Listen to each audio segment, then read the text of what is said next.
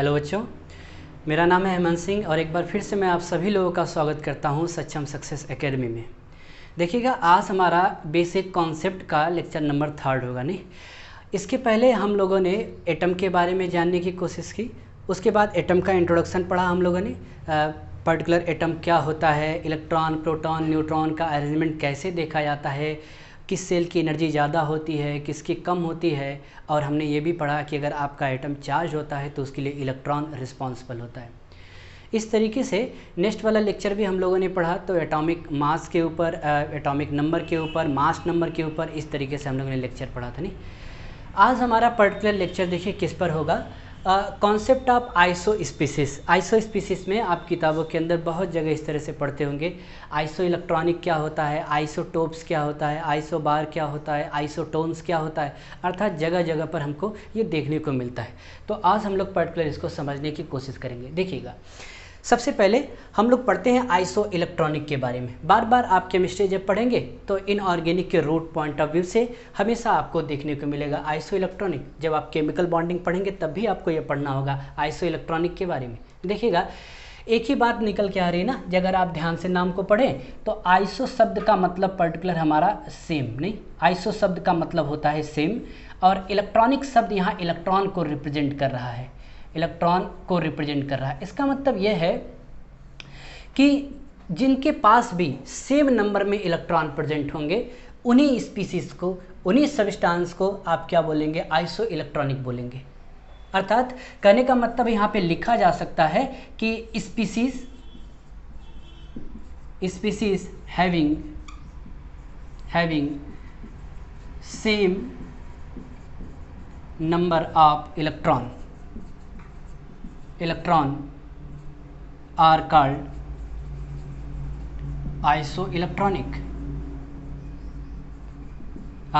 isoelectronic। देखिए मैंने क्या लिखा, species having same number of electron are called isoelectronic. जैसे नाम से पता चल रहा है, आइसो का मतलब सेम और इलेक्ट्रॉनिक का मतलब इलेक्ट्रॉन।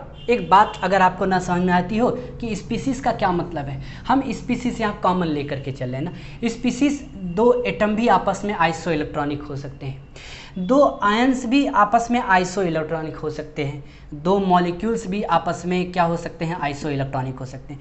तो एटम हो, आयन हो, मॉलिक्यूल हो, दोनों को देखने पर अगर दोनों के अंदर इलेक्ट्रॉनों की संख्या बराबर आती हो, सेम आती हो, 5 उसमें इलेक्ट्रॉन आ रहा है तो 5 उसमें भी आ रहा है, दैट इज क्या बोला जाएगा, उसको हम लोग आइसो इलेक्ट्रॉनिक बोलने का काम करेंगे। मैं अगर एक एग्जांपल लेकर के आपको समझाऊं आइसो इलेक्ट्रॉनिक को, तो मैं एग्जांपल कुछ इस तरीके से लूँगा। देखिएगा, जैसे हम लोग एग्जाम्पल लिखने का काम करते हैं एक सेगमेंट में। जैसे आप पढ़ते हैं कार्बन, नाइट्रोजन, ऑक्सीजन, फ्लोरीन, तो पीरियोडिक टेबल में हम लोगों ने पढ़ा कार्बन, नाइट्रोजन, ऑक्सीजन, यहाँ पे fluorine, carbon, nitrogen, oxygen, fluorine, neon, sodium, magnesium, aluminium, और यहाँ पे हम लोगों ने लिखा सिलिकॉन। नहीं, carbon, nitrogen, oxygen, fluorine, neon, sodium, magnesium, aluminium, silicon. देखिए, मैं यहाँ पे थोड़ा सा कुछ चेंजेस करने का काम करता हूँ। जैसे कार्बन के ऊपर मैंने -4 लगा दिया, इस तरह नाइट्रोजन के ऊपर -3, ऑक्सीजन के ऊपर -2, फ्लोरीन के ऊपर -1, नियॉन जो कि आप जानते हैं नोबल गैस के अंदर आता है, ये हमेशा इसी फॉर्म में रहता है, इसके ऊपर प्लस या माइनस नहीं आ सकता ना, क्योंकि इसका पर्टिकुलर ऑक्टेट पहले से क्या होता है, कंप्लीट होता है।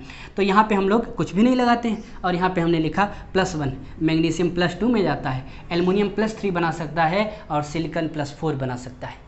अगर मैं आपसे कहूँ कि ये सारी स्पीसीज जितने भी लिखी हैं, इनमें इसको ले लें पर्टिकुलर या फिर इसको ले लें, सभी आपस में आइसो इलेक्ट्रॉनिक है।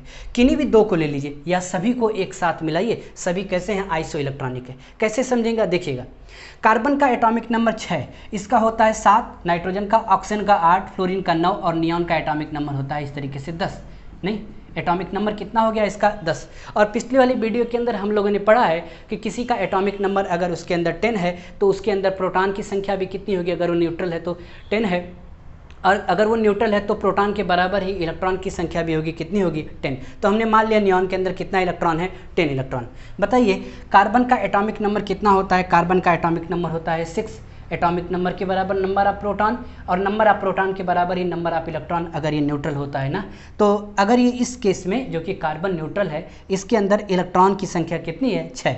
अब देखिए 6 तो पहले से था, लेकिन 4 बाहर से आ गया ना, -4, तो 6 4 कितना हो गया, 10, अर्थात हम डायरेक्टली किसके पास पहुंच गए, 10 इलेक्ट्रॉन। मतलब ये आपस में किस तरीके से हमको नज़र आ रहे हैं, आइसो इलेक्ट्रॉनिक नज़र आ रहे हैं। नहीं, इनको देखिए, इनके अंदर भी 10 इलेक्ट्रॉन और इनके अंदर भी क्या है, इस तरीके से 10 इलेक्ट्रॉन। अच्छा, यहाँ पर देखिए नाइट्रोजन का पर्टिकुलर, यहाँ पे मैं लिख देता हूँ 6, नहीं इसका एटॉमिक नंबर, जैसे नाइट्रोजन के केस में देखिए इसका पर्टिकुलर एटॉमिक नंबर जो होता है वो 7 होता है। अब 7 तो था नहीं, अगर न्यूट्रल होता तो कैसा होता, नाइट्रोजन के ऊपर 7 होता, और ये इसका atomic number is equal to number of proton, तो कितना 7, एटम न्यूट्रल है तो number of proton equal to number of electron भी कितना 7। अब 7 न्यूट्रल के फॉर्म में आ गया, 3 आपस में अगर जुड़ जाएंगे तो 7 3 कितना हो जाएगा, 10, अर्थात ए भी किसके बराबर हो गया, नियॉन के बराबर 10 इलेक्ट्रॉन। इसी तरह ऑक्सीजन में देखें यहाँ पर 8, तो 8 2 10 हो जाएगा। फ्लोरीन में देखें 9, तो 9 और 1 कितना हो जाएगा, 10 हो जाएगा। और यहाँ पे देखिए सोडियम का एटॉमिक नंबर होता है 11, लेकिन इसने अब 1 इलेक्ट्रॉन को कम कर दिया, 1 इलेक्ट्रॉन को लूज कर दिया। यहाँ पर गेन ऑफ इलेक्ट्रॉन हुआ, यहाँ पे लॉस ऑफ इलेक्ट्रॉन हो रहा है ना, तो सोडियम ने अपना 1 इलेक्ट्रॉन क्या कर दिया, कम कर दिया, तो 11 से कहाँ पर चला आएगा, 10 पर चला आएगा। इसी तरह मैग्नीशियम देखिए 12, 2 इलेक्ट्रॉन निकाल दिया तो 2 इलेक्ट्रॉन चले गए तो फिर से किस पे आ गया, 10 पे। इसी तरह एल्युमिनियम हमारा 13, 3 इलेक्ट्रॉन निकाल दिया तो 10 पे चला आएगा। सिलिकॉन हमारा 14, 4 इलेक्ट्रॉन निकाल दिया तो किस पे चला आएगा, ये 10 पे चला आएगा। अर्थात आपस में आप सभी को देखें तो सभी कैसे हैं, आइसो इलेक्ट्रॉनिक है। ठीक है, सभी आपस में आइसो इलेक्ट्रॉनिक हैं, इसको आप बड़े आसानी से देख सकते हैं। नहीं तो यहाँ पर हम लोग क्या लिख सकते हैं, all the element are isoelectronic, नहीं, या फिर ऑल द एलिमेंट कितने, सभी एलिमेंट कितने इलेक्ट्रॉन कंटेन कर रहे हैं, ऑल द एलिमेंट ऐसा लिखा जा सकता है, all the element have 10 electron. कितने इलेक्ट्रॉन है, 10 इलेक्ट्रॉन है। तो सभी एलिमेंटों के पास अगर 10 इलेक्ट्रॉन है तो सभी आपस में कैसे हुए, आइसो इलेक्ट्रॉनिक। ठीक है, तो ऑल आर आइसो इलेक्ट्रॉनिक, तो सभी कैसे हैं, आपस में आइसो इलेक्ट्रॉनिक है। देखिएगा एक पोर्शन मैं आपको दिखाने की कोशिश करता हूं। जैसे हम लोगों ने पढ़ा आइसो इलेक्ट्रॉनिक क्या होता है, same electron species having same number of electron, that is iso electronic. Species में एटम, आयंस, मॉलिक्यूल, हम लोगों ने आयंस वगैरह को लिया। आप जब केमिकल बॉन्डिंग में पढ़ेंगे तो मॉलिक्यूल्स वगैरह भी मिलेंगे, नहीं इस तरीके से। तो हम लोगों ने कार्बन, नाइट्रोजन ऐसा लिया और आपको समझाने की कोशिश की कि कैसे इसके अंदर सभी के अंदर 10 इलेक्ट्रॉन है। अब हमसे देखिए एक बात पूछता है, क्या पूछता है हमसे बात, एक बात पूछा जाता है कि अगर स्पीसीज आइसो इलेक्ट्रॉनिक होती हैं तो उनके रेडियस को अरेंज करके दीजिए इंक्रीजिंग ऑर्डर में या फिर डिक्रीजिंग ऑर्डर में। जैसे मैं आपसे पूछूं, मैं आपको यहाँ से छिपा देता हूँ और मैं आपसे पूछूं कार्बन है, नाइट्रोजन है, ऑक्सीजन है, फ्लोरीन है, इसमें बताइए किसका रेडियस ज़्यादा है और किसका रेडियस कम है, ये हमको निकालने के लिए देता है। एनसीईआरटी ने भी क्वेश्चन दिया है इंटेक्स में ना, अलग बात है जब आप चैप्टर पढ़ेंगे क्लासिफिकेशन ऑफ एलिमेंट तो उसमें पूछा जाता है, लेकिन टॉपिक को एक ही जगह नहीं रखते हैं ना। जब आप केमिकल बॉन्डिंग पढ़ेंगे फिर भी वो बोला जाएगा, तो हम आज से ही पढ़ते हुए चलते हैं। यहाँ पर देखिएगा, अगर मैं आपको यहाँ नियॉन छिपा दूँ और मैं आपसे अगर पूछूं कि सिलिकॉन में, एल्युमिनियम में, मैग्नीशियम में, सोडियम में बताइए किसकी साइज़ ज़्यादा है, किसकी साइज़ कम है, तो हम लोग पर्टिकुलर एक पोर्शन देखते हैं। ठीक है, एटॉमिक रेडियाई या फिर एटॉमिक साइज भी बोल सकते हैं, atomic radii of iso electronic, atomic radii of iso electronic. चलिए आइए इसको मिटाते हैं, फिर देखते हैं atomic radii of iso electronic. तो देखिएगा बच्चों, एक नेक्स्ट कॉन्सेप्ट हम लोग पढ़ते हैं, एटॉमिक रेडियाई, जिसको आप साइज भी बोलते हैं, atomic radii of iso electronic species. Iso electronic species की एटॉमिक रेडियाई को कैसे देखा जाता है, उसकी साइज को कैसे देखा जाता है, नहीं तो हमने यहाँ पर एक ट्रिक लिखा है और इसी ट्रिक के हिसाब से हम लोग आइसो इलेक्ट्रॉनिक की साइज को पर्टिकुलर देखेंगे। देखिएगा, इसका पर्टिकुलर आइसो इलेक्ट्रॉनिक की साइज के एक्सप्लेनेशन को हम लोग पढ़ेंगे, लेकिन जब चैप्टर पढ़ेंगे क्लासिफिकेशन ऑफ एलिमेंट तब पढ़ेंगे, क्योंकि हमें उसके लिए स्क्रीनिंग इफेक्ट, शिल्डिंग इफेक्ट के बारे में निश्चित ही पता होना चाहिए, कैसे साइज बढ़ती है, कैसे साइज घटती है, अर्थात ये चीज़ें पता होनी चाहिए, तब हम अच्छे से डील कर पाएंगे उसके एक्सप्लेनेशन को। लेकिन फिर भी वहाँ पर भी जब हम पढ़ेंगे तो बाद में हमको ट्रिक ही काम आएगा क्वेश्चन लगाने के लिए, नहीं एक्सप्लेनेशन के लिए तो बोर्ड लेवल पे बड़े आराम से लिखने के लिए काम आ सकता है। नहीं तो अभी भी हम क्योंकि शिल्डिंग इफेक्ट नहीं पढ़े, स्क्रीनिंग इफेक्ट, क्योंकि शिल्डिंग इफेक्ट को स्क्रीनिंग इफेक्ट भी बोलते हैं, उसको नहीं पढ़े अच्छे से, अभी हम नहीं जानते हैं पर्टिकुलर इस चीज़ को, तो हम लोग डायरेक्टली ट्रिक लगाते हैं और इसके साइज को निकालते हैं और एक्सप्लेनेशन बाद में हम लोग इसको पढ़ेंगे। देखिएगा, यहाँ पर लिखा पड़ा हमारा कि मोर निगेटिव चार्ज, अगर आइसो इलेक्ट्रॉनिक स्पीसीज आपस में हैं और जिस आइसो इलेक्ट्रॉनिक स्पीसीज के पास ज़्यादा नेगेटिव चार्ज है, जैसे मैं आपसे पूछूं कि कार्बन के ऊपर -4, नाइट्रोजन के ऊपर -3, ऑक्सीजन के ऊपर -2, फ्लोरीन के ऊपर -1 है, आपको इसको ऑर्डर ऑफ साइज में क्या करना है, अरेंज करने का काम करना है। किसकी साइज़ ज़्यादा है, किसकी साइज़ कम है, अर्थात ऑर्डर ऑफ साइज में पता करना है। जो बड़ी साइज़ है उसको सबसे पहले, जो छोटी साइज़ है उसको नीचे की तरफ लिखे ना, इस तरह से आपको बताना है। तो मोर नेगेटिव चार्ज मोर रेडियाई, जितना ज़्यादा नेगेटिव चार्ज होगा उसकी रेडियस उतनी ज़्यादा होगी। तो आप आइसो इलेक्ट्रॉनिक स्पीसीज़ में अगर नेगेटिव चार्ज वाला आपको मिलता है तो उसमें देख लीजिए किसके पास ज़्यादा नेगेटिव चार्ज है। मैं इनमें देखूं तो सबसे ज़्यादा नेगेटिव चार्ज है हमारे कार्बन के ऊपर, तो मोर नेगेटिव चार्ज मोर रेडियाई, इसका मतलब इसकी साइज़ क्या है, ज़्यादा है, मोर साइज इसकी है। इसका मतलब अगर इसकी साइज़ कम है तो इसकी साइज़ क्या, इसकी साइज़ ज़्यादा है तो इसकी साइज़ क्या होगी, कम होगी। तो यहाँ पर हमने मोर साइज लिखा और यहाँ पे क्या लिख दिया, लेस साइज, क्योंकि इसी को उल्टा करें more negative charge more radii तो less negative charge less radii या लेस साइज आ जाएगा, नहीं, इसी से कंपेयर कर सकते हैं। अब आप ऑर्डर बताना है तो सबसे ज़्यादा साइज इसकी आएगी, उससे कम इसकी आएगी, उससे कम इसकी, और सबसे कम साइज किसकी होगी, इसकी होगी। जब आपको आइसो इलेक्ट्रॉनिक स्पीसीज पता चल जाए कि हाँ इसमें आइसो इलेक्ट्रॉनिक स्पीसीज है, और उसके बाद वो प्लस वाला आपको दिखे, और प्लस वाला जब दिखे तो आप देखिए कि पढ़िए कॉन्सेप्ट को, ट्रिक को, कि more positive charge less radii. अब आप देखिए मोर पॉजिटिव चार्ज कौन है, मोर पॉजिटिव चार्ज सिलिकॉन है +4 में ना, मोर पॉजिटिव चार्ज है, मोर पॉजिटिव लेस रेडियाई, तो ये हमारा लेस रेडियाई। अब ये आपका अगर लेस रेडियाई लेस साइज हो गया तो इसका उल्टा भी पढ़ सकते हैं, अर्थात less positive charge more radii, less positive charge more radii, इसका मतलब इसकी क्या है, ये हमारा मोर रेडियाई है, इस तरीके से। नहीं, अब देखिए यहाँ पर अगर हमारा ये ज़्यादा मोर रेडियाई है और ये क्या है, कम रेडियाई है, तो सबसे ज़्यादा साइज इसकी, इसके बाद इसकी, इसके बाद इसकी, क्या लिख रहे हैं हम लोग, ऑर्डर ऑफ साइज लिख रहे हैं, किसका, आइसो इलेक्ट्रॉनिक स्पीसीज़ का। तो आपको बताएगा नहीं क्वेश्चन में, नहीं, ऑर्डर ऑफ साइज आपको वो बताएगा नहीं कि ये आइसो इलेक्ट्रॉनिक स्पीसीज़ है, आप इसकी साइज बताइए। आपको कहेगा कि ऑर्डर ऑफ साइज में अरेंज करिए, और आपने पर्टिकुलर साइज़ का वो पैटर्न पढ़ा होगा जो क्लासिफिकेशन ऑफ एलिमेंट में पढ़ाया जाएगा आपको, कि पर्टिकुलर साइज एन के ऊपर डिपेंड करता है, एन बढ़ता चला गया साइज बढ़ती चली गई, नहीं, इस हिसाब से। लेकिन आइसो इलेक्ट्रॉनिक स्पीसीज में कॉन्सेप्ट थोड़ा सा अलग हो जाता है, इस तरीके से देखिएगा। अच्छा, एक छोटा सा पोर्शन मैं आपको बताऊं तो जैसे ये हमारा न्यूक्लियस है, इसकी चारों तरफ क्या होंगे, सेल होंगे। अब सेल के अंदर बाहर से इलेक्ट्रॉन अगर जुड़ते चले जाते हैं, इसकी वजह से हमारा प्रोटॉन तो नहीं जुड़ता ना।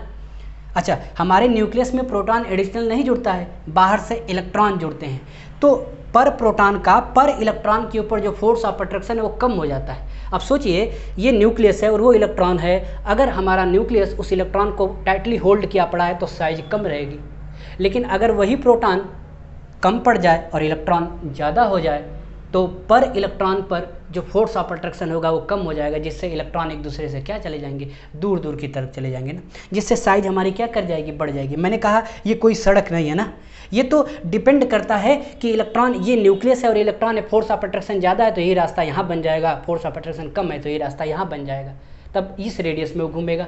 तो अर्थात पर्टिकुलर इसके ऊपर, तो यही एक्सप्लेनेशन हम लोग बाद में पढ़ेंगे।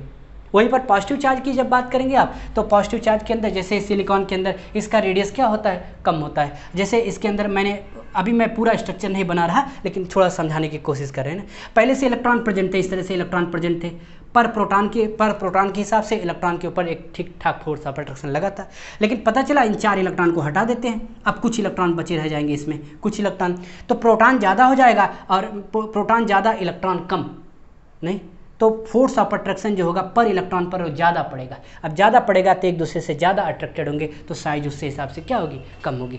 यही एक्सप्लेनेशन पढ़ेंगे। फिलहाल में इसके लिए मुझे शिल्डिंग इफेक्ट, स्क्रीनिंग इफेक्ट को पढ़ाना बहुत ज़्यादा जरूरी रहेगा, तब मैं और भी अच्छे से आपको समझा पाऊंगा। फिलहाल के लिए एक छोटा सा ट्रिक, इसको क्या रखिएगा, याद रखिएगा। चलिए, आइसो इलेक्ट्रॉनिक के बाद हम लोग पर्टिकुलर आइसोटोप्स के बारे में पढ़ते हैं। तो देखिएगा बच्चों, नेक्स्ट हम लोग पढ़ते हैं आइसोटोप्स के बारे में। आइए समझते हैं आइसोटोप पर्टिकुलर क्या होता है। नहीं, देखिए अभी हम लोग पढ़े आइसो इलेक्ट्रॉनिक, उसके बाद हमारा ये आइसोटोप, नाम मिलते जुलते होंगे लेकिन सारी कहानी अलग अलग होगी, नहीं, इसी नाते हमको कॉन्सेप्ट को समझ के चलना है कि किस नाम पर क्या कॉन्सेप्ट पढ़ाया जा रहा है।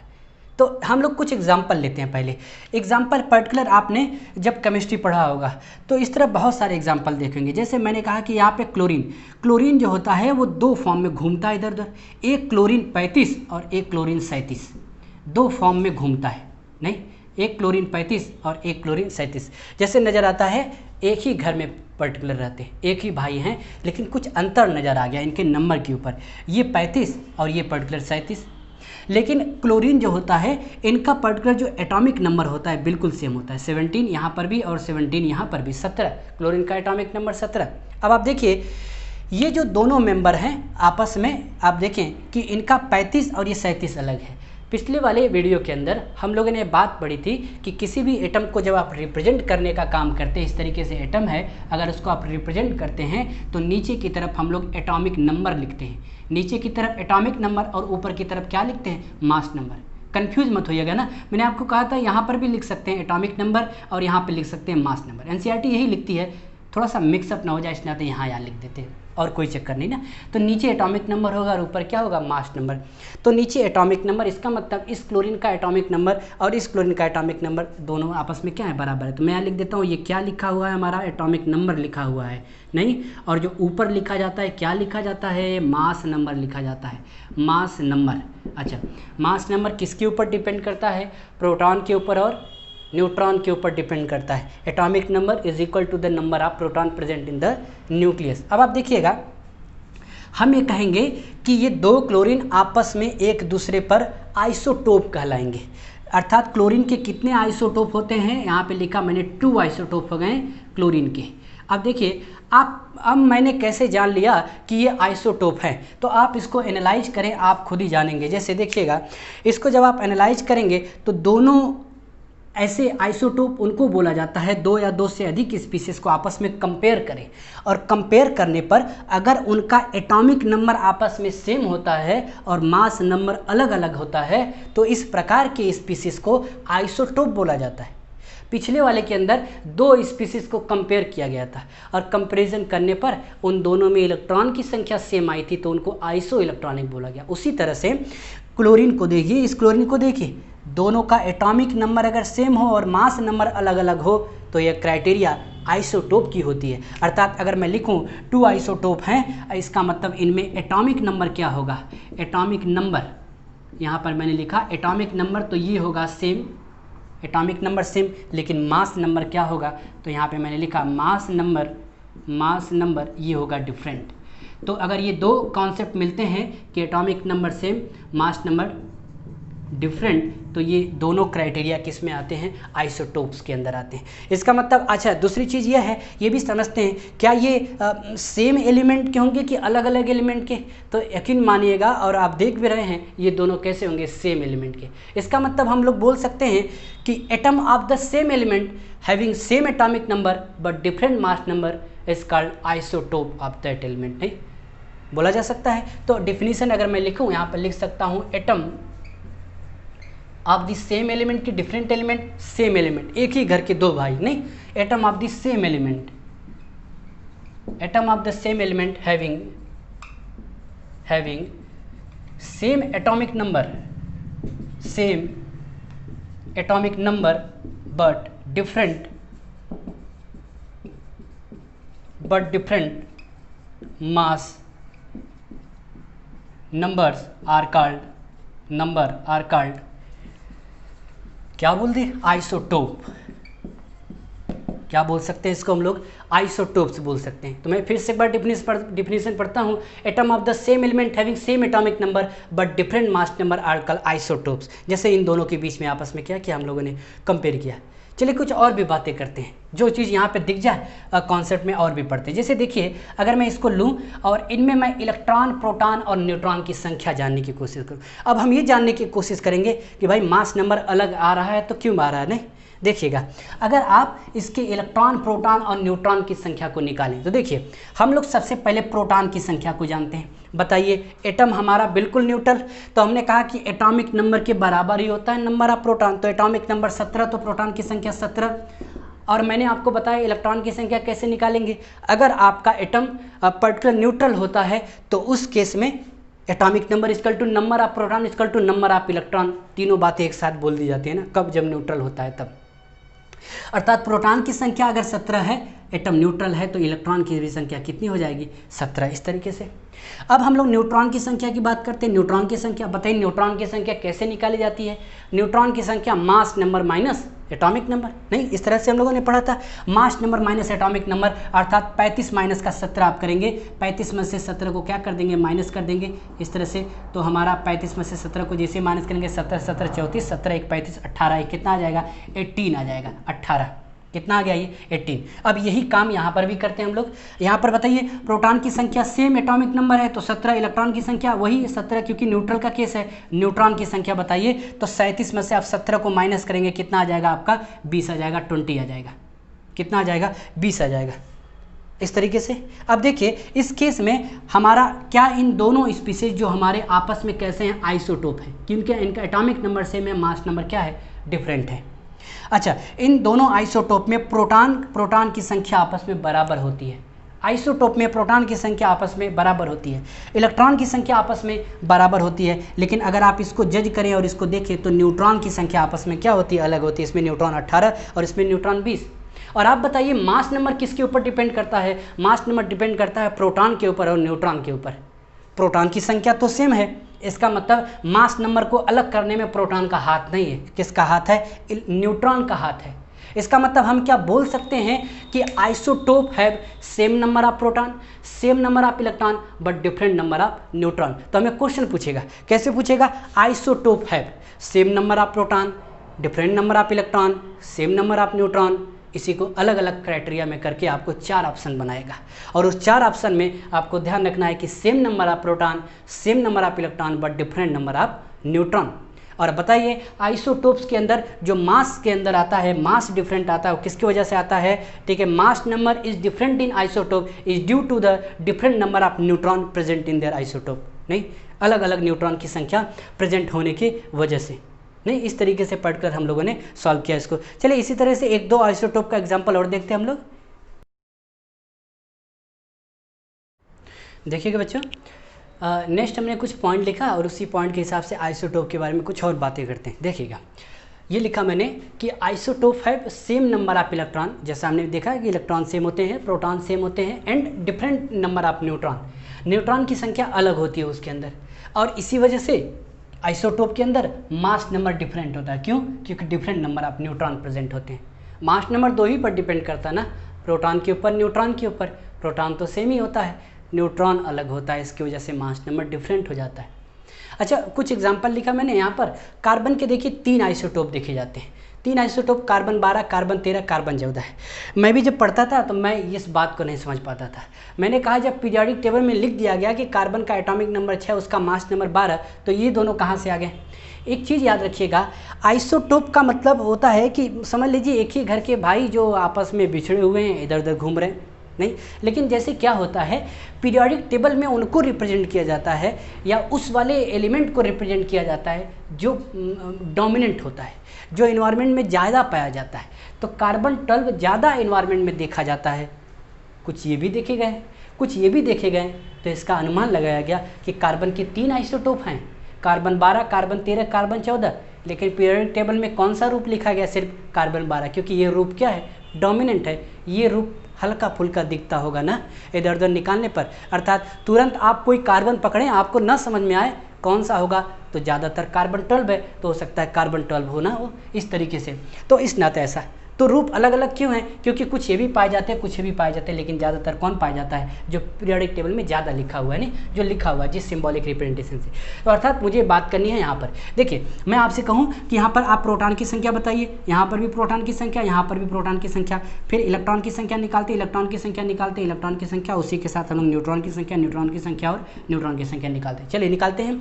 यहाँ पर प्रोटॉन की संख्या, क्योंकि कार्बन का एटॉमिक नंबर 6 है तो प्रोटॉन भी 6, एटम न्यूट्रल है तो इलेक्ट्रॉन भी 6। नहीं, यहाँ पर एटॉमिक नंबर 6 तो प्रोटॉन भी 6, ये भी 6, एटॉमिक नंबर 6 तो प्रोटॉन 6, इलेक्ट्रॉन 6। और मैंने आपसे कहा कि तीनों अगर आपस में आइसोटोप है तो प्रोटॉन और इलेक्ट्रॉन की संख्या आपस में बराबर है। कौन सा डिफरेंट आएगा, न्यूट्रॉन अलग आएगा ना, तभी मास नंबर डिफरेंट आएगा। तो यहाँ पर करेंगे 12 माइनस का 6 कितना आ जाएगा, 6, 13 माइनस का 6 कितना आ जाएगा, 7, 14 माइनस का 6 कितना आ जाएगा, यहाँ पर 8, 8 6 14। तो यहाँ पर इस तरीके से 8। तो आप देख पा रहे हैं यहाँ पर न्यूट्रॉन क्या है, आपस में अलग अलग हैं। जब न्यूट्रॉन आपस में अलग अलग है तो हम लोग पर्टिकुलर कह सकते हैं कि पर्टिकुलर मास नंबर डिफरेंट है। और मास नंबर डिफरेंट हो, एटॉमिक नंबर सेम हो, तो इसी पर्टिकुलर पोर्शन को क्या बोलते हैं हम लोग, आइसोटोप मतलब नीचे वाली संख्या सेम सेम हो, ऊपर बदल रहा है, इसका मतलब ये आइसोटोप है। इसी तरीके से हाइड्रोजन के भी 3 आइसोटोप होते हैं। किसका बात कर रहे हैं? हाइड्रोजन की। हाइड्रोजन के 3 आइसोटोप होते हैं, एक होता है प्रोटियम, एक होता है ड्यूटेरियम और एक होता है ट्राइटियम। नहीं, देखिएगा इसका जब रिप्रेजेंटेशन हम लिखते हैं तो यहाँ लिखा जाता है 1H1, इसको लिखा जाता है 1H2 और इसको लिखा जाता है 1H3, ये लिखा जाता है 1H3। इसको आप, क्योंकि प्रोटियम हमारा ये नॉर्मल हाइड्रोजन होता है, ये ड्यूटेरियम हमारा दूसरा वाला आइसोटोप होता है हाइड्रोजन का, और ये हमारा इस तरीके से ट्राइटियम। कभी कभी ड्यूटेरियम को डी से भी इंडिकेट करते हैं, तो यहाँ पर इसको 1 लिखते हैं और यहाँ से टी लिखते हैं। कभी कभी कुछ किताबें ट्राइटियम को हाइड्रोजन के नाम से न लिख करके टी बना देती हैं और यहाँ पे 1 लिखती हैं और यहाँ पे क्या लिखती हैं? 3। बात एक ही है दोनों का ना। हाइड्रोजन के तीनों आइसोटोप होते हैं क्योंकि इनके अंदर जो एटॉमिक नंबर है 1 1 और क्या है? हमारा 1 है। लेकिन आप देख रहे हैं यहाँ पर मास नंबर बदल रहा है, इसका 1 है, इसका 2 है और इसका 3 है। बताइए प्रोटियम, ड्यूटेरियम, ट्राइटियम में कौन ज़्यादातर देखने को मिलता है? हमारा ये 1H1 ज़्यादा देखने को मिलता है। प्रोमिनेंट रूप किसका देखने को मिलता है? 1H1 का देखने, अर्थात बोला जा सकता है लगभग 96, 97 या 98% हमारा ये प्रोटियम प्रेजेंट होता है। नहीं, अच्छा, इसके अंतर्गत हम लोग कुछ बातें करते हैं, अर्थात आप इलेक्ट्रॉन, प्रोटॉन और न्यूट्रॉन की संख्या निकालिए और देखिए इसके अंदर कि आपस में आइसोटोप हैं क्या। वैसे तो साफ पता चल जा रहा है ना, नीचे की संख्या सेम मतलब एटॉमिक नंबर सेम, ऊपर की संख्या बदल रही है, मास नंबर डिफरेंट, तो इसको हम लोग आइसोटोप बोलेंगे। चलिए प्रोटॉन की संख्या यहाँ पर निकालते हैं, एटॉमिक नंबर 1 है तो यहाँ पर इलेक्ट्रॉन की संख्या 1 है। अच्छा, न्यूट्रॉन की संख्या दिस माइनस दिस, तो 1 - 1 कितना आ जाएगा? 0। इसमें न्यूट्रॉन की संख्या 0 होती है। नहीं, इस तरीके से देखिएगा। अब आपस में यहाँ पर हमारा यहाँ पर प्रोटॉन की संख्या कितनी होगी? 1। इलेक्ट्रॉन की संख्या कितनी हो जाएगी? 1, क्योंकि एटॉमिक नंबर कितना है? 1। और न्यूट्रॉन की संख्या 2 - 1 कितना आ जाएगा? 1। 2 - 1 अर्थात कितना आ जाएगा? 1। किसके अंदर? ड्यूटेरियम के अंदर। इसी तरीके से देखिएगा इसके अंदर प्रोटॉन की संख्या कितनी? 1। इलेक्ट्रॉन की संख्या कितनी? 1। लेकिन न्यूट्रॉन की संख्या कितना लिखा जाए? 3 - 1। तो यहाँ पे 3 - 1 लिखेंगे, कितना आ जाएगा? 2। आपस में आप देख सकते हैं ना, यहाँ पर न्यूट्रॉन है ही नहीं, यहाँ पर न्यूट्रॉन 1 है, यहाँ पर न्यूट्रॉन 2 है, अर्थात आपस में न्यूट्रॉन बदल रहे हैं। न्यूट्रॉन की संख्या बदल रही है, सभी में प्रोटॉन और इलेक्ट्रॉन की संख्या क्या है? आपस में सेम है। तो ये हमारा न्यूट्रॉन चेंज हो रहा है। तो बताइए अगर न्यूट्रॉन चेंज हो रहा है तो क्या बदलेगा? एटॉमिक नंबर बदलेगा कि मास नंबर? मास नंबर बदलेगा। तो इस नाते हम कह सकते हैं same atomic number but different mass number, that is isotope to each other. तो ये किसके आइसोटोप हैं? हाइड्रोजन के 3 आइसोटोप हैं, प्रोटियम, ड्यूटेरियम और इसको क्या बोलते हैं हम लोग? ट्राइटियम बोलने का काम करते हैं। 11th क्लास में आप हाइड्रोजन वाला जब चैप्टर पढ़ाया जाता है तो आपको सारी बातें बताई जाती है, नहीं इस तरीके से। चलिए इसको पर्टिकुलर और भी कुछ बातें कर लेते हैं। जैसे देखिएगा हमसे एक बात पूछा जाता है कि इसमें नॉर्मल हाइड्रोजन कौन है? तो नॉर्मल हाइड्रोजन हमारा प्रोटियम होता है। सबसे अबेंडेंट भी हमारा कौन सा होता है? प्रोटियम होता है। ये नॉर्मल हाइड्रोजन होता है। तो हम लोग क्या यहाँ पे एक पॉइंट लिख सकते हैं, एक नोट पॉइंट लिख सकते हैं यहाँ पर कि protium is the only normal hydrogen which have no electron. Protium एक ऐसा नॉर्मल हाइड्रोजन होता है जिसके पास न्यूट्रॉन नहीं होते हैं। ठीक है, प्रोटियम तो लिख सकता हूँ मैं, protium is the only normal hydrogen विच है नो न्यूट्रॉन। नीचे लिख देता हूँ मैं, नो न्यूट्रॉन, कोई न्यूट्रॉन बिल्कुल भी नहीं होता इसके पास। आपसे कभी भी इस तरह कोई पूछ दे, राह चलते कोई भी पूछ दे ऐसा स्पीसीज बताओ जिसके पास न्यूट्रॉन होता ही नहीं है, आप क्या नाम लेंगे? प्रोटियम के पास न्यूट्रॉन नहीं होता। इलेक्ट्रॉन होता है, प्रोटॉन होता है, आप इसके पास न्यूट्रॉन नहीं होता है। आपसे ऐसा पूछ दे कि एक ऐसा स्पीसीज बताओ जिसके पास न्यूट्रॉन नहीं होता, किसका नाम लेंगे? प्रोटियम का नाम लेंगे, इसके पास न्यूट्रॉन नहीं होता है। कई किताबें इस तरह कंपटीशन में भी कई बार पूछा गया इस तरीके से, नहीं। अच्छा, दूसरी बात भी कर लेते हैं। देखिएगा एक होती है फिजिकल प्रॉपर्टी, एक होती है फिजिकल प्रॉपर्टी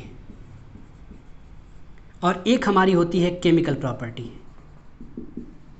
केमिकल प्रॉपर्टी हमसे एक क्वेश्चन पूछा जाता है, कंपटीशन के अंदर, मैं इसको प्रॉपर्टी लिख देता हूँ, प्रॉपर्टी। इस तरह से क्वेश्चन पूछा जाता है कि आइसोटोप है same physical property, different physical property, इस तरह से same physical property, same chemical property, different physical property, same chemical property, अर्थात सेम और डिफरेंट में अलग अलग करके कितने ऑप्शन बनाएंगे आपके सामने? 4, और आपको उसमें करेक्ट चूज करना होगा। अच्छा, देख करके हम लोग समझ सकते हैं कि कैसे निकाला जाए। फिजिकल प्रॉपर्टी सेम होती है कि नहीं होती, केमिकल प्रॉपर्टी क्या होती है, इसको कैसे देखेंगे? देखिएगा मैंने आपसे कहा कि केमिकल प्रॉपर्टी जो होती है वो ज़्यादातर, अगर मैं आपसे कहूँ कि केमिकल प्रॉपर्टी सबसे ज़्यादा किसके ऊपर डिपेंड करती है, तो वो इलेक्ट्रॉन के ऊपर डिपेंड करती है।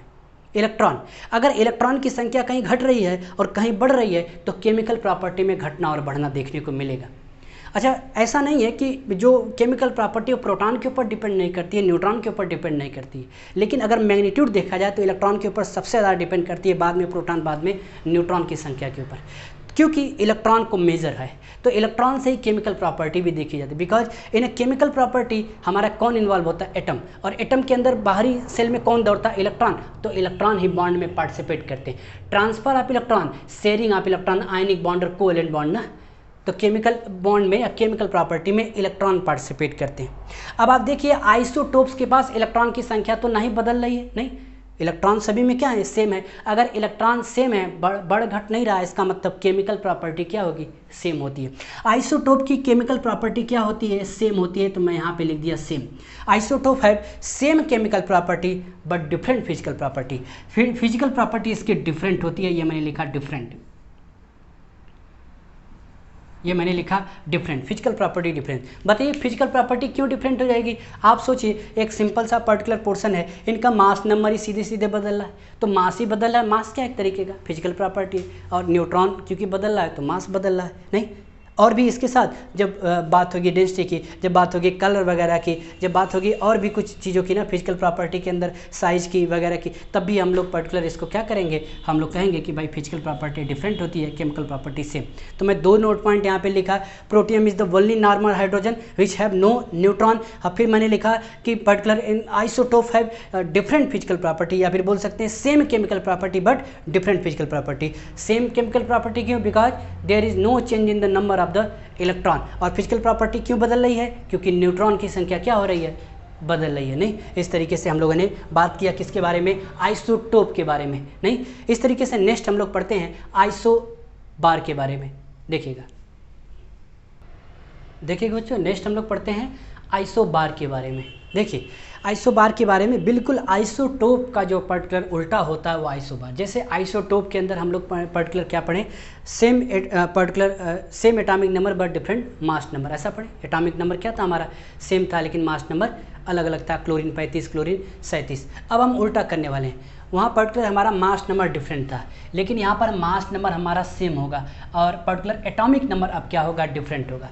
अब देखते हैं, देखिएगा, जैसे हमने पर्टिकुलर 2 इस तरह से ये ऑर्गन लिखा और ये हमारी कैल्शियम लिखा।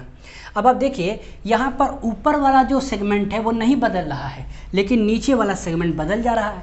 उसमें क्या होता था, नीचे वाला नहीं बदलता था, क्लोरीन 17 नहीं, ऊपर वाला बदल जाता था, क्लोरीन 35, क्लोरीन 37। लेकिन अभी देखिए ऊपर वाला क्या है, सेम, अर्थात ऊपर किसको रिप्रेजेंट किया जाता है, मास नंबर को। तो मास नंबर क्या हो, अगर सेम हो और एटॉमिक नंबर अगर डिफरेंट हो, तो ये दोनों क्राइटेरिया किसको रिप्रेजेंट करती है, आइसोबार को। किसको, आइसोबार को। आइसो का मतलब सेम, बार शब्द जब आ रहा है तो मैं आइसो का मतलब सेम लिख देता हूँ। मैं आइसोबार को नहीं, इस तरह आइसोभार पढ़ता हूँ, नहीं।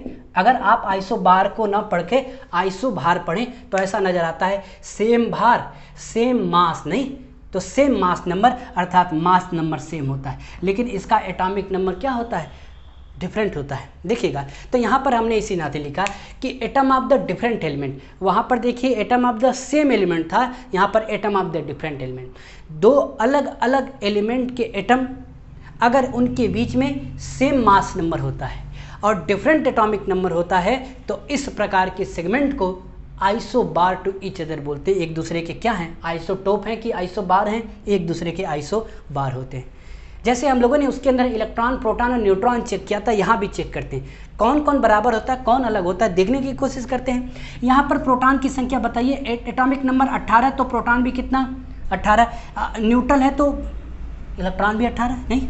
इस तरीके से न्यूट्रॉन की संख्या 40 माइनस का क्या कर दिया जाए, 40 माइनस का 18 कर दिया जाए, कितना आ जाएगा, आप सॉल्व करेंगे 22 आ जाएगा।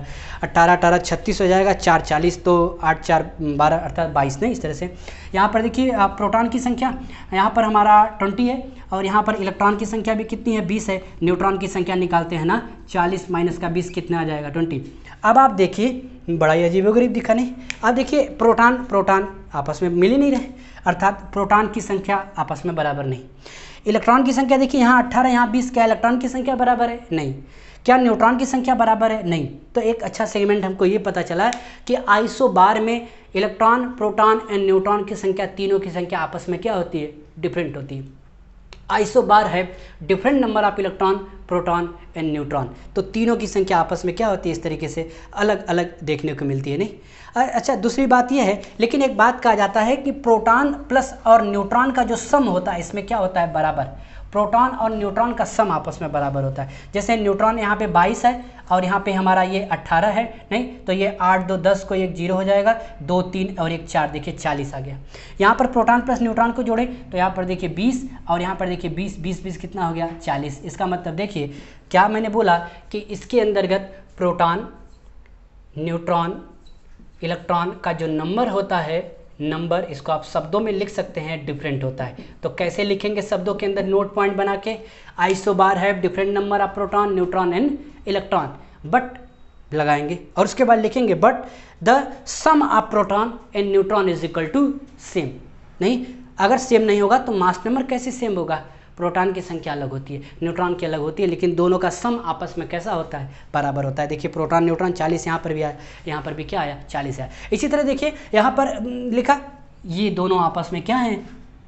बराबर। 14 14 मास नंबर सेम है, mass number same but different atomic number, तो ये भी आपस में कैसे होंगे? ये भी आपस में आइसोबार। मैं आपको देता हूँ इसके इलेक्ट्रॉन, प्रोटॉन और न्यूट्रॉन की संख्या निकालिए। आप देखेंगे कि किसी में आपस में बराबर नहीं आएगा, बट प्रोटॉन प्लस न्यूट्रॉन का जो सम आएगा वो कैसा आएगा? बराबर आएगा। चलिए, ये बात किया हम लोगों ने आइसोबार के बारे में। कुछ और बातें थोड़ा देख लेते हैं, जैसे उसके अंदर हम लोगों ने कंपेयर किया था। बताइए, अगर हमसे अब ये पूछ दे कि तुमने ये तो जान लिया कि आइसोटोप के अंदर जो फिजिकल प्रॉपर्टी होती है डिफरेंट होती है, केमिकल प्रॉपर्टी सेम होती है, लेकिन अब बताओ आइसोबार के अंदर क्या डिफरेंट क्या सेम?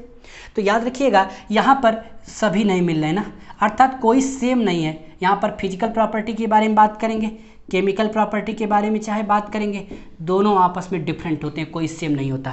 फिजिकल प्रॉपर्टी भी डिफरेंट होती है, डिफरेंट, और केमिकल प्रॉपर्टी भी डिफरेंट। अर्थात जब आप इसकी फिजिकल प्रॉपर्टी इसकी फिजिकल प्रॉपर्टी देखेंगे दैट इज डिफरेंट, इसकी केमिकल प्रॉपर्टी इसकी chemical property that is different. लेकिन उसके अंदर जब दोनों को कंपेयर कर रहे थे तो क्लोरीन 35 क्लोरीन 37, नहीं इलेक्ट्रॉन क्या थे? सेम थे, तो केमिकल प्रॉपर्टी सेम आ जाती थी। मास नंबर डिफरेंट था, न्यूट्रॉन डिफरेंट था, तो आपका फिजिकल प्रॉपर्टी डिफरेंट आती थी, नहीं वहाँ पर।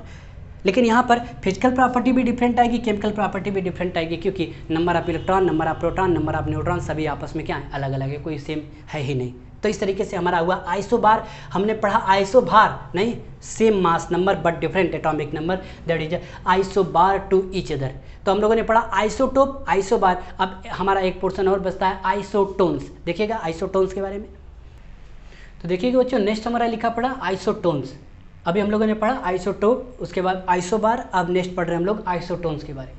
इसको हम लोग आइसोन्यूट्रॉनिक भी लिख सकते हैं। क्यों लिख सकते हैं? देखिएगा, क्योंकि देखिए species having same number of neutron, कोई भी दो स्पीसीज आपको राह चलते मिल जाए, नहीं, और आपको उसमें नज़र आता हो कि न्यूट्रॉन की संख्या तो आपस में बराबर है, तो वो आपस में कैसे कहलाएंगे? आइसोटोन्स कहलाएंगे। याद रखिएगा, आइसोटोप्स नहीं, आइसोटोन्स नहीं, नाम एक जैसे मिलते जुलते नजर आते हैं, तुमको थोड़ा सा याद रखना पड़ता। आइसोटोन्स देखिएगा, तो species having same number of electron. अब देखिए दो स्पीसीज जो आपको मिलेंगे वो सेम मिलेंगे कि डिफरेंट मिलेंगे। अर्थात यहाँ देखिए हाइड्रोजन मैंने लिखा है और यहाँ पे हीलियम, यहाँ पे लिखा पोटेशियम, यहाँ पे लिखा कैल्शियम। तो atom of the same element के atom of the different element, atom of the different element, atom of the different element having particular same number of neutron, तो उसको हम लोग क्या बोल सकते हैं? आइसोटोन्स, नहीं आइसोन्यूट्रॉनिक भी बोला जा सकता है। जैसे आइसो इलेक्ट्रॉनिक पढ़े थे, species having same number of electron, उसमें भी अलग अलग स्पीसीज थी। यहाँ पर देखिएगा, अगर आप कैसे निकालेंगे सेम नंबर ऑफ न्यूट्रॉन, तो मैंने कहा न्यूट्रॉन की संख्या निकालने के लिए आपको ऊपर में से नीचे वाले को माइनस करना पड़ता है, अर्थात mass number minus atomic number. तो 3 माइनस का 1 कर देते, कितना आ जाएगा? 2 आ जाएगा। और यहाँ पर दोनों आपस में कैसे हैं? आइसोटोन्स हैं, तो ये भी उतना आना चाहिए। यहाँ पर देखें तो न्यूट्रॉन की संख्या कितना आ जाएगा? यहाँ पे 4 माइनस का 2 कितना आ जाएगा? यहाँ पर 2, तो 2 दोनों आपस में क्या है? संख्या बराबर आ गए, तो दोनों आपस में कैसे हैं? ये आइसोटोन्स हैं, नहीं दोनों आपस में आइसोटोन्स हैं। यहाँ पर भी देखिए न्यूट्रॉन की संख्या अगर आप बात करें तो 39 माइनस का 19 करेंगे, यहाँ पर 20 आएगा। 40 माइनस का 19 करेंगे तब भी क्या आएगा? यहाँ पर 20 आ जाएगा। तो पोटेशियम और कैल्शियम आपस में कैसे हैं? ये आइसोटोन्स हैं। तो इस तरीके से species having same number of electron क्या बोलेंगे, उसको बोलिए आइसोटोन्स बोलेंगे। अच्छा, कभी कभी हमको बड़ा कन्फ्यूज़न होता है, भूल जाता है नहीं, अर्थात कोई डायरेक्टली पूछ दे तो पहले हमको सीरियल वाइज याद करना पड़ता है, आइसो इलेक्ट्रॉनिक, आइसोटोप, आइसोबार, उसके बाद पढ़ा था आइसोटोन्स। तो इसका मतलब सेम नंबर ऑफ न्यूट्रॉन, अर्थात इतना आपको दिमाग में लगाना पड़े। पता चले आप पेपर में बैठे आप कंफ्यूज हो गए कि किसके अंदर कौन सा होता है। तो उसके लिए देखिए इसके नाम में ही कुछ पर्टिकुलर बातें लिखी गई है। देखिए आइसो शब्द का मतलब क्या होता है, सेम। आइसो शब्द का मतलब सेम। अब यहाँ पर मैं दो चीज़ें बताता हूँ। यहाँ पर देखिए प्रोटॉन लिखा हुआ है और यहाँ पे लिखा हुआ है इलेक्ट्रॉन। पी का मतलब मैंने पकड़ लिया प्रोटॉन, और ई शब्द का मतलब मैंने पकड़ लिया इलेक्ट्रॉन, और एस शब्द का मतलब मैंने सेम पकड़ लिया, सेम मान लीजिए। नहीं, एस शब्द का मतलब क्या मान ले, सेम मान लेते। तो इसका मतलब यहाँ पर भी सेम है और एस शब्द का भी मतलब मैंने मान लिया सेम।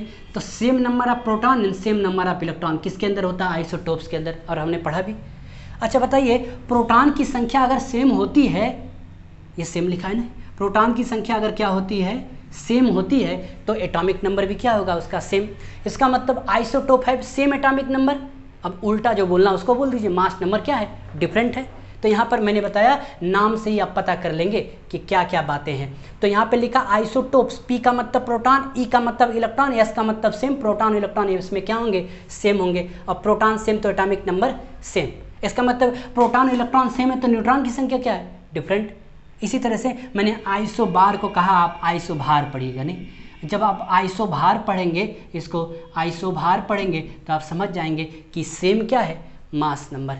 अर्थात मास नंबर सेम तो एटॉमिक नंबर डिफरेंट, उसका उल्टा आपको बोलना है। नहीं, आइसो पर्टिकुलर टोन्स, यहाँ पर एन देखिए पर्टिकुलर हमारा न्यूट्रॉन, और ये हमारा एस को आप सेम मान सकते हैं, या फिर यहाँ पे मैंने लिख देता हूँ आइसो का मतलब क्या है, सेम। एन का मतलब क्या है, न्यूट्रॉन, इसका मतलब सेम न्यूट्रॉन। सेम न्यूट्रॉन की संख्या जिसमें होती है, न्यूट्रॉन की संख्या 2 या 2 से अधिक पे सेम है, तो उसको क्या बोलेंगे आप, आइसोटोन्स बोलेंगे। तो आइसोटोप में प्रोटॉन इलेक्ट्रॉन आया, आइसोबार को आइसोभार पढ़ेंगे, और आइसोटोप में एन आ रहा है उसको न्यूट्रॉन, और आइसो शब्द का मतलब सेम, अर्थात सेम न्यूट्रॉन पढ़ने का काम करेंगे। नहीं, अच्छा हमको इस तरह से क्वेश्चन पूछता है कि कार्बन 12 है और कार्बन 13 है, नहीं आपस में किस तरीके से डिफरेंट हैं। जैसे मैंने क्वेश्चन पूछा आपसे कि कार्बन 12 कार्बन 13 दोनों आपस में किस तरीके से डिफरेंट है, तो डिफरेंट के लिए आपको दे दिया प्रोटॉन के मैनर में डिफरेंट है, बी दे दिया आपको इलेक्ट्रॉन के मैनर में डिफरेंट है, ये सी दे दिया आपको न्यूट्रॉन के मैनर में डिफरेंट है, इसका मतलब न्यूट्रॉन की संख्या इसमें अलग है,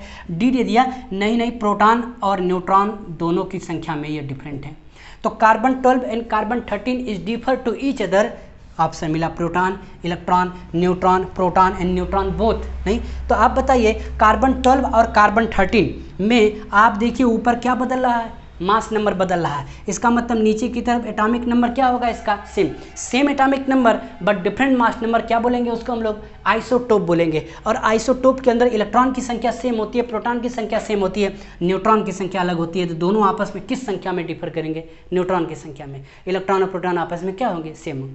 तो ऐसे ही क्वेश्चन हमको पूछे जाते हैं, फिजिकल प्रॉपर्टी, केमिकल प्रॉपर्टी से रिलेटेड, कौन सेम होता है कौन डिफरेंट, फिर आपस में किसकी संख्या क्या होती है, आपस में क्या है, आइसोटोप हैं, ये आपस में क्या है, आइसोबार हैं। नहीं, या फिर ये आपस में, इनमें अगर मैं पूछूं पोटेशियम है, कैल्शियम है, इन दोनों के आपस में सेम क्या है, तो आप पर्टिकुलर बताएंगे इसके अंदर न्यूट्रॉन की संख्या सेम है। नहीं, तो इस तरीके से हम लोगों ने बहुत ही छोटा सा कंफ्यूजन करने की कोशिश की कि हम आइसो इलेक्ट्रॉनिक या इसी नाते मैंने लिखा कॉन्सेप्ट ऑफ आइसो स्पीसीज, अर्थात आइसो शब्द से जितने भी जुड़े हुए थे वो हम लोगों ने पढ़ने की यहाँ पर क्या की कोशिश की। अगर आपको ये बातें पढ़कर समझ में आती हैं तो 1-2 बार इसको पढ़कर देखें और अपने दिमाग में पूरी तरीके से इस कॉन्सेप्ट को बैठा लें। जब यही चीज़ आप जाएंगे केमिकल बॉन्डिंग के अंदर तो आपको बहुत ही सहायता मिलेगी कि कौन आइसोटोन्स बोला जा रहा है, कौन आइसोटोप बोला जा रहा है, कौन आइसोबार बोला जा रहा है, किसको आइसो इलेक्ट्रॉनिक हम लोग बोलने का काम करेंगे। चलिए अभी के लिए पढ़कर थैंक यू, मिलते हैं आपसे नेक्स्ट वीडियो में। और जाते जाते अगर आपने चैनल को सब्सक्राइब नहीं किया तो प्लीज़ सब्सक्राइब करें, शेयर करें, कमेंट करें। नहीं, थैंक यू।